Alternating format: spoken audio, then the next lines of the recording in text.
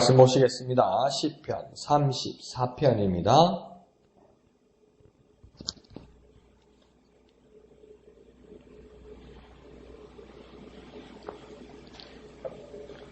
시편 34편 11절에서 22절까지 생명의 삶 12월 16일분 11절에서 22절까지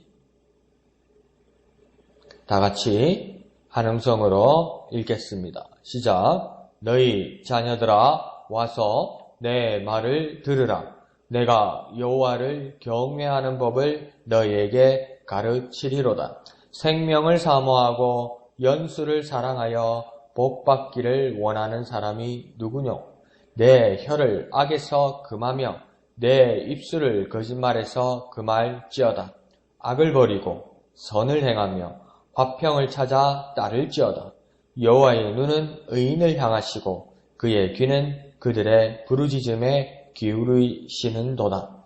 여호와의 얼굴은 악을 행하는 자를 향하사 그들의 자취를 땅에서 끊으려 하시는도다. 의인이 부르짖음에 여호와께서 들으시고 그들의 모든 환난에서 건지셨도다. 여호와는 마음이 상한 자를 가까이 하시고 중심으로 통회하는 자를 구원하시는도다. 의인은 고난이 많으나 여호와께서 그의 모든 고난에서 건지시는도다. 그의 모든 뼈를 보호하시며 그 중에서 하나도 꺾이지 아니하는도다. 악인을 죽일 것이라. 의인을 미워하는 자는 벌을 받으리로다. 여호와께서 그의 정돌의 영혼을 속량하시나니 그에게 피하는 자는 다 벌을 받지 아니하리로다. 아멘. 자, 시편 34편은 우리가 수요일, 목요일, 오늘까지 이렇게 봐오는데 오늘은 11절부터 보게 됩니다. 그래서 다윗이 시였다는 것을 알게 되고 또 가드왕 아기스 곧 아비멜렉에게서 미친 척하다가 피하여서 나와서 구원을 받을 것, 쫓겨남을 당한 것, 그것을 감사해서 하나님 앞에 찬송하던 내용입니다. 근데 그 간증하고 찬송하고 또 공고한 자들에게 또 변화시키는 기쁨을 같이 나누는 그 자리에서 오늘 후반부 11절에서는 어떤 이야기까지 나가냐면 자녀들에게 그 후배들에게 그 할 말들을 또 그 전수할 말들을 비법들을 이야기하는 것입니다. 11절은 그 대상과 목적이 분명합니다. 자녀들아 이렇게 말합니다. 후배들, 후손들 이 모든 사람들에게 그 말을 듣게 하는 것이 목적입니다. 그러니까 들으나 마나 이 정도 아니고 나는 안 해도 된다 이 말도 아니고 말을 하여서 듣게 하고 싶은 것이 이 오늘 기도자, 찬송자의 목적입니다. 그런데 그 듣게 하는 그 대상은 그것은 무엇이냐면 법, 방법, 비법 이렇게 나오는데 그것이 여호와를 경외하는 법이라고 이야기합니다. 내가 여호와를 경외하는 정도가 아니라 우리 후배와 우리 자손들과 우리 모든 가족들에게 여호와를 경외하는 법을 내가 말할 것이니 잘 들으라고 이야기하는 겁니다. 잘 기억하고 잘 깨닫고 열매를 잘 거두어 생활하라는 것이지요. 그런데 한번 생각해 봅시다. 우리의 삶으로 적용하면 우리의 가족들, 우리의 후배들, 우리의 후손들에게 이게 정말 필요하다고 생각할까요? 나는 정말 경험했으니까 필요하다고 생각하는데 우리 자녀들이 이거 정말 귀하다고 생각할까요? 통장 비밀번호나 말씀해 주시고 또 가시기 전에 유산이나 정리를 해 주시고 보험이 어디 있다고 말씀을 해 주시지. 여호와를 경외하는 법. 우리 애들이 그걸 귀하게 여길까요? 대수롭지 않게 여길 수도 있겠지요. 그러면 이것을 전해야 하는 우리가 도대체 경외라는 것이 무슨 뜻인지나 제대로 알고 있을까요? 경외라는 것이 어느 날은 내가 할 듯 하다가도 이렇게 가물가물해지는 게 경외라는 거 아닙니까? 내가 하나님을 존경하는 것까지는 알겠는데 두려워해야 하는 이유, 두려워해야 된다면 해야 되는데 그러면 하나님 앞에 공포심을 가져야만 하는 건가? 이게 참 어려운 것입니다. 고민하고 묵상해야 할 내용이죠. 그러면 조금만 단계를 낮추어서 수준을 낮추어서 생각해 봅시다. 여호와를 경외하는 법은 일단 접어두고 다시 바꾸어서 말하기를 현실적으로 적용해서 뭐라 말하냐면 12절에 생명을 사모하고 연수, 곧 사는 날을 사랑하는 것, 그것을 복받는 것으로 여기는 사람은 모두가 아니냐 이렇게 말하는 거예요. 생명을 사모하고 연수, 곧 사는 날을 그 사랑하는 것, 오래 사는 것, 장수하는 것, 건강하는 것, 그것을 복받는 것으로 여기는 것은 모든 사람들이 그렇게 생각하고 있는 것이 아니냐 그렇게 이야기하는 거지. 그렇죠. 어떤 사람들은 죽음이 두렵지 않다고 이야기합니다. 어떤 사람은 일찍 세상을 떠나고 싶은 사람도 있고 그것을 단행하려고 하는 사람도 있습니다. 왜 그런 사람들은 그러면 예외적인 그런 일들을 할까요? 두렵기 때문입니다. 두렵기 때문에 자기가 먼저 손을 대려고 하는 것이기 때문에. 뭐가 하나 고장났다고 칩시다. 고치려고 하다가 막 손에 있지도 않고 제대로 되지도 않아요. 그럼 성질 급한 사람은 확 던져가지고 깨버리잖아요. 그러면 이걸 처음에 만지게 깨버리는 게 목적입니까? 부숴버리는 게 목적입니까? 아니요. 고치려고 하다가 이게 안 되고 엉키고 막 더 망가지니까 자기 본능에 못 이겨서 깨버리잖아요. 그와 마찬가지로 죽으려고 하고 죽음에 대한 두려움이 없다는 사람은 진짜 없는 게 아니고 죽는 것이 두렵기 때문에 자기가 손을 대는 것이지요. 그러니까 모든 사람들은 생명을 사모하고 사는 날을 사랑하는 것, 그것이 맞습니다.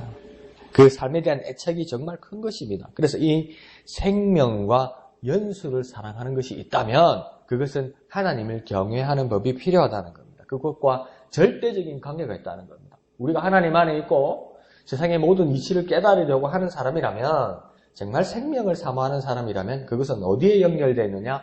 하나님을 사모하고 하나님을 경외하는 법에 들어있다는 것이죠. 그래서 13절부터는 그 법이 구체적으로 이제 나오기 시작합니다. 우선 뭘 해야 된다고 이야기하냐면 혀와 입술을 단속하라고 이야기합니다. 그러니까 언어 생활에 절제가 있어야 한다는 겁니다. 이 자중과 절제가 있어야 된다는 겁니다. 우리가 익히 들어왔고 성경의 많은 부분에서 혀와 입술을 제어하라고 구약과 신약과 예수님의 말씀과 사도와 선지자들과 이전의 고대의 모든 선배들의 한 말에 일맥상통하는 말 중에 하나가 이 혀와 입술을 제어하는 겁니다. 그러면 혀와 입술을 제어하는 이유가 뭘까요? 여러 가지 이유도 있겠지만 저와 여러분이 많이 아는 것 중에는 사람의 말에도 능력이 있거나 하물며 하나님의 말씀이겠습니까? 이런 고백도 하면서 사람의 말에도 능력이 있구나. 예, 맞습니다. 사람은 영적인 존재이기 때문이죠. 뿐만 아니라 상식적으로 생각을 해도 자꾸 말을 가지고 내가 죽어야지, 아이고 이래 살아가지고 내가 죽어야지 하면 옆에 있는 사람들이 그 사람을 어려움이 있고 위험이 있을 때 살려주려고 손을 뻗지를 않아요.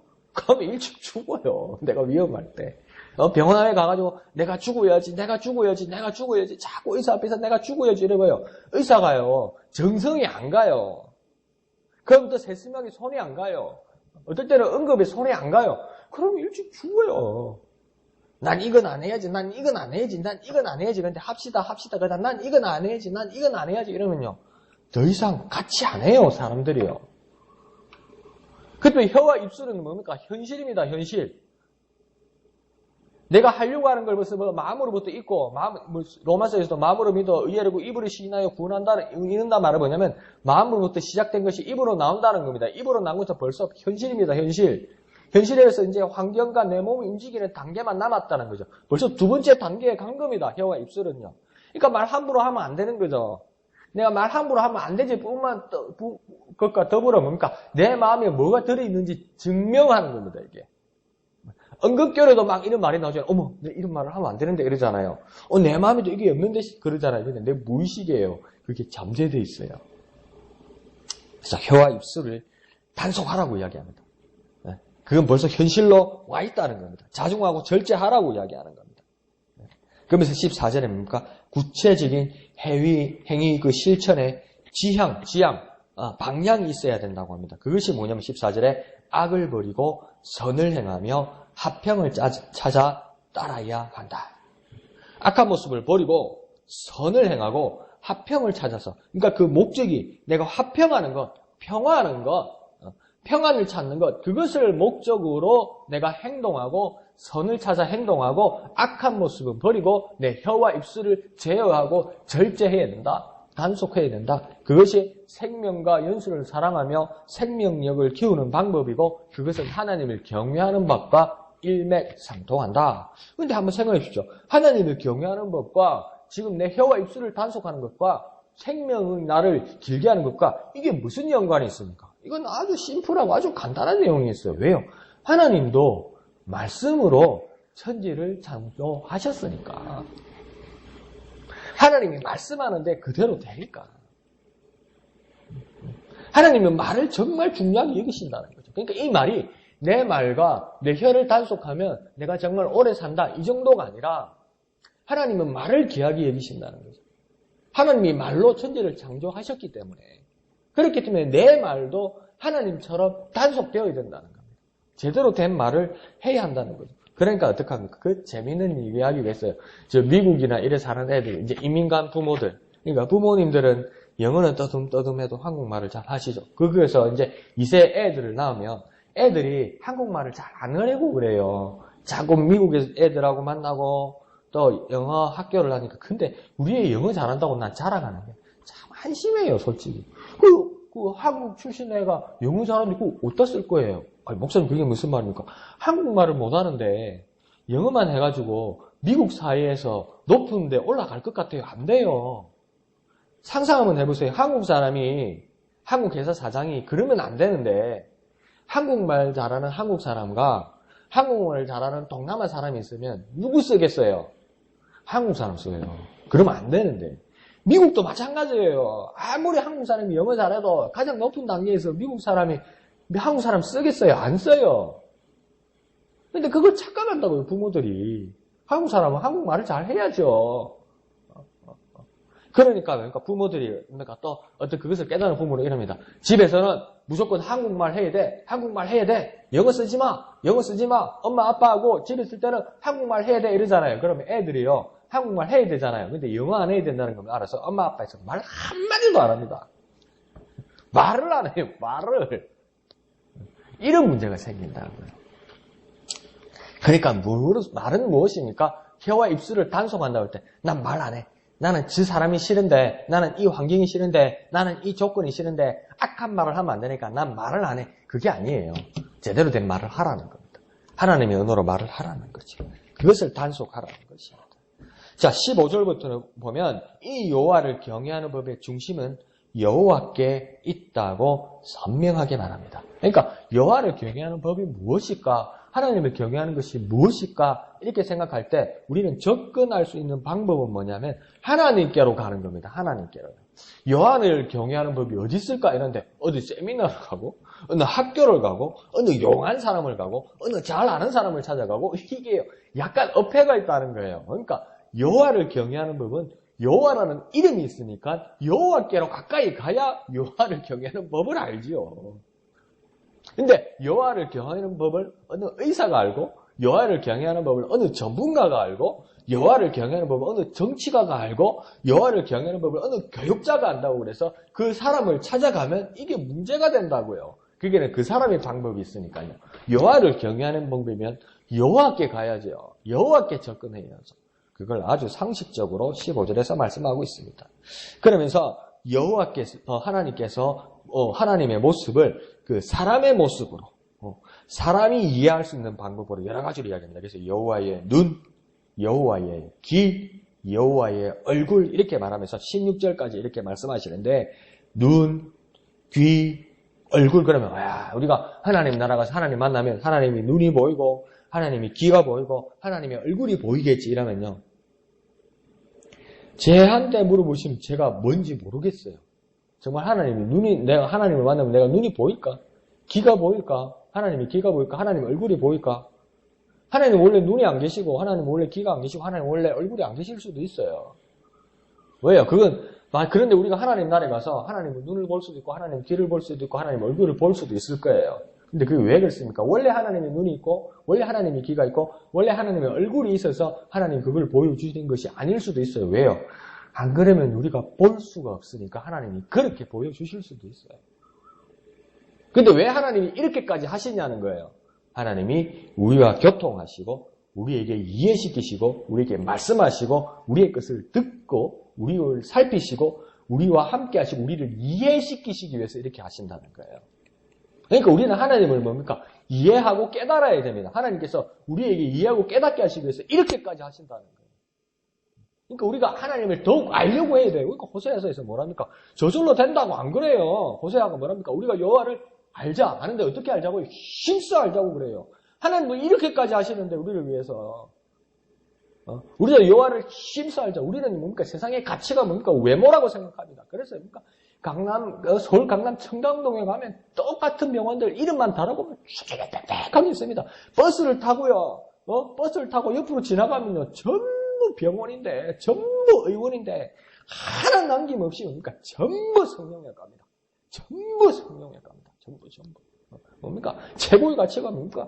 눈, 코, 귀, 입이라고 생각합니다. 근데 이게 누구의 가치입니까? 하나님의 가치입니까? 아니요, 사람의 가치예요. 사람의 방법. 그러니까 뭡니까? 땡깁니다. 늙으면 땡깁니다. 찢어가지고 땡깁니다. 주름살 없앤다고.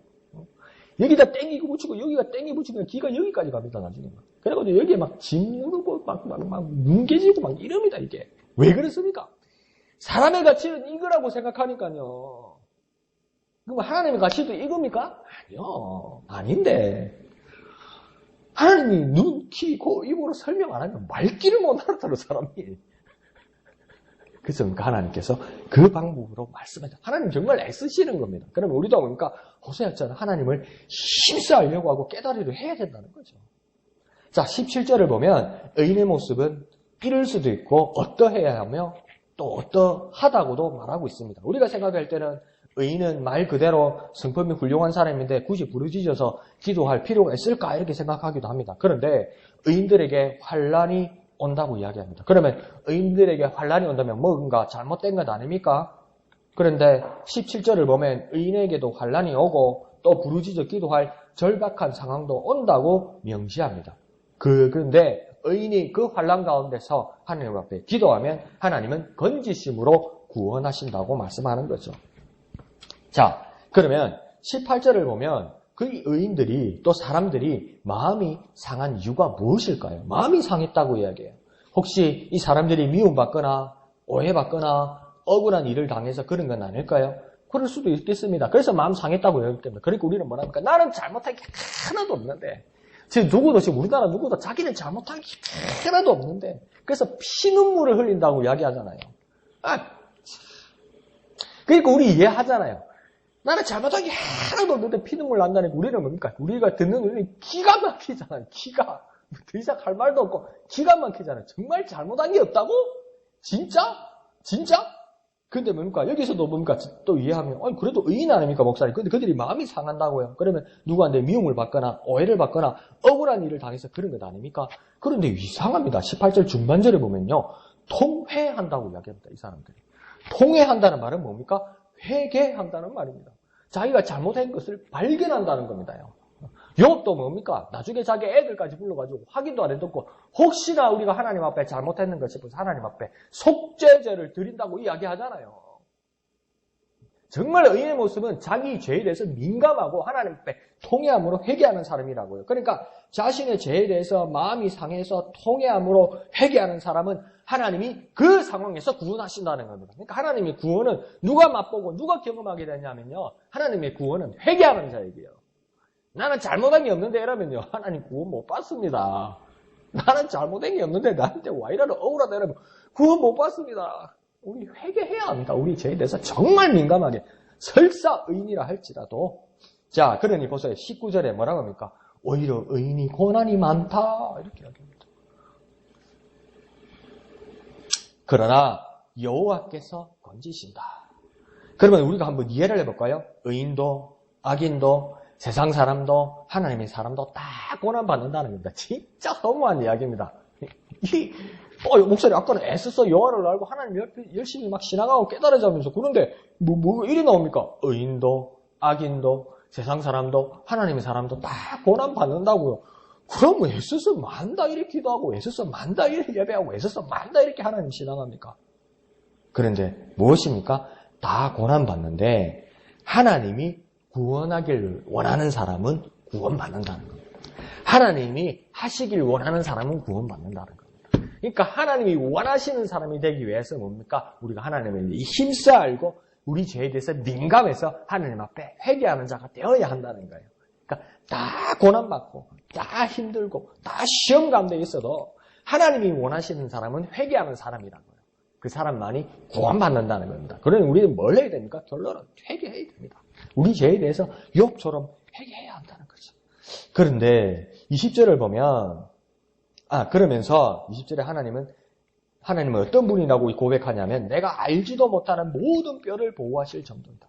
그리고 하나도 꺾이지 않을 정도로 보호하신다. 그러니까 내가 미처 인식하지 못하는 위험에도 하나님은 나를 보호하시고 구원하신다. 앞으로 내가 5분 후에 일어날 일도 모르니까. 그러니까 우리 글대하면서도 나누는데 하여튼 우리 집사님들은 신실해요. 그랬어요. 앞으로 내가 10분 후에 일어날 일을 안다면, 내가 앞으로 10분 후에 일어날 일을 안다면, 여러분 뭐 하시겠습니까? 기도한대요. 누굴 도와준대요. 전도한대요. 막 그래요. 그래서 내가 그랬어요. 나는 앞으로 10분 후에 일어날 일을 안다면, 무조건 복권 당첨번호를 알아가지고 무조건 매주 복권 산다고 그랬어요. 당첨번호 10분 후에 알면 다 알 수 있거든. 그러니까 나는 나쁜 놈이지. 간사한 놈이지. 그런데 뭡니까? 모른다는 거예요. 진짜 5분, 10분 후에도 난 모른다는 거예요. 그러니까 나는 어떤 일을, 좋은 일을 당할지도 모르지만 어떤 중한 일을 당할지도 모른다는 거예요. 그런데 뭡니까? 하나님께서 내가 알지도 못하는 모든 뼈를 보호하시고 하나도 꺾이게 하지 않을 정도로 하나님께서 보호하신다는 겁니다. 하나님께서 우리가 미처 알지 못하는 일에 대해서 모든 일을 하고 계시다는 겁니다. 그러면서 21절은 이렇게 말씀합니다. 그러니 내가 이 어려운 일을 당한 것에 대해서, 나에게 악한 일을 하는 자에 대해서 내가 보복하고 싶은 마음이 들 때 21절은 이렇게 말합니다. 악인은 죽고 벌받을 이유가 있다. 뭐냐? 악인이 품고 있는 그 악이 그를 죽일 것이다.